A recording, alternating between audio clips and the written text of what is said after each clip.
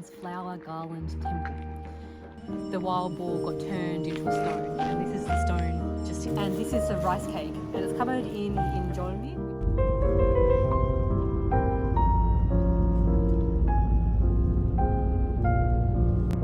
Good morning, it's day 2 of our little road trip, and we've just left Namwan after having the best time in Namwan. I can't believe I've never been there before. And now we're heading towards Jirisan, and we're going to go and hit a couple of temples, and I'll take you guys with me. Let's go.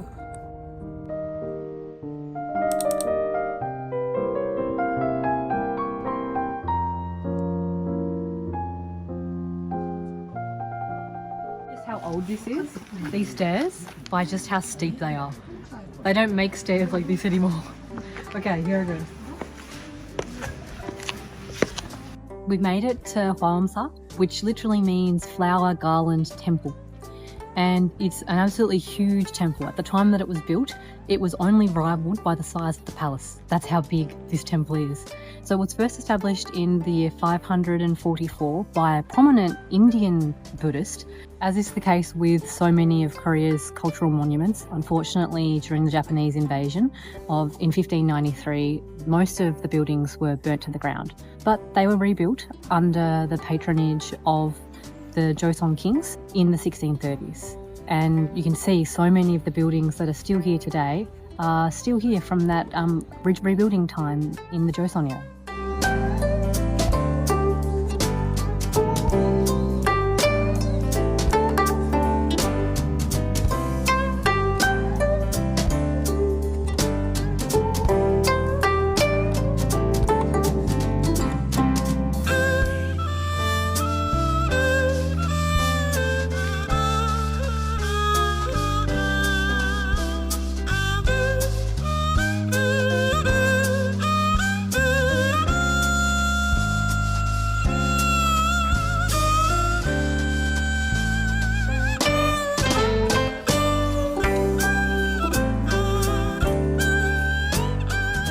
The buildings at Hwaeomsa reflect their Indian Buddhist origins, particularly this big hall behind me.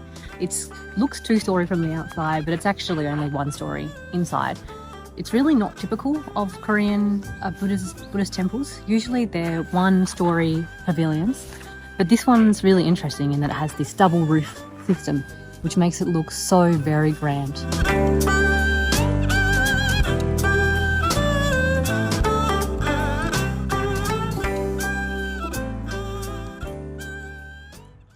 In all temples in Korea, there's always a few entry gates, and then just before you enter the temple, there'll be this last big entry gate like we have here. And this last entry gate always has 4 guardians that look really scary, and that's on purpose because they're supposed to ward off any evil spirits that might want to come into the temple. And I think they do their job really well because they're just so huge and so terrifying. Behind me is a shrine to the monk Hwaeomsa. During the Japanese invasion between 1592 and 1598, he was a general in command of monk armies. And what's really interesting about Korean Buddhism, I think, is that even if to this day, if you're a monk, you don't get out of your military service. Monks still must perform military service in Korea. And this is because of the rich heritage that monks have as having their own armies, particularly during the Japanese and Mongol invasions of Korea.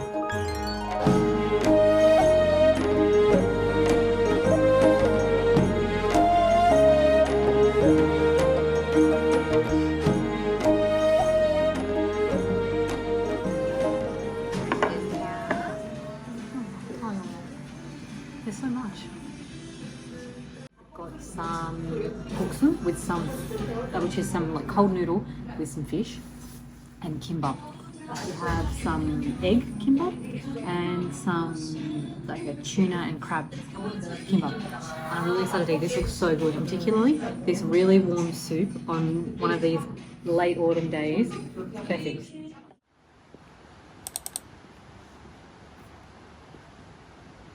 So we've arrived at Cheoneunsa, and what's famous about this temple, there's a myth that once, a long time ago, a wild boar came and ravaged the temple due to the power of Buddhism, the wild boar got turned into a stone, and this is the stone just here.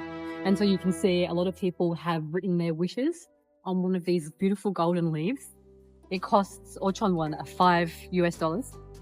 If you write your wish on here, then hopefully it'll get granted.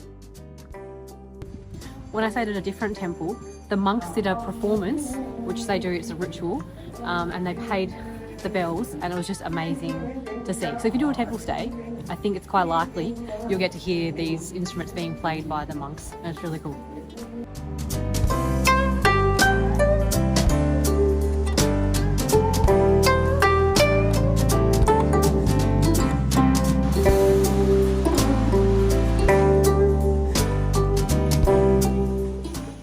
We got some suk dak. Suk is mugwort, which actually doesn't mean anything in English. It's just like a herb, a Korean herb. I would say it kind of tastes like green tea, but a little bit more earthy. And this is a rice cake, and it's covered in injolmi, which is... What is injolmi?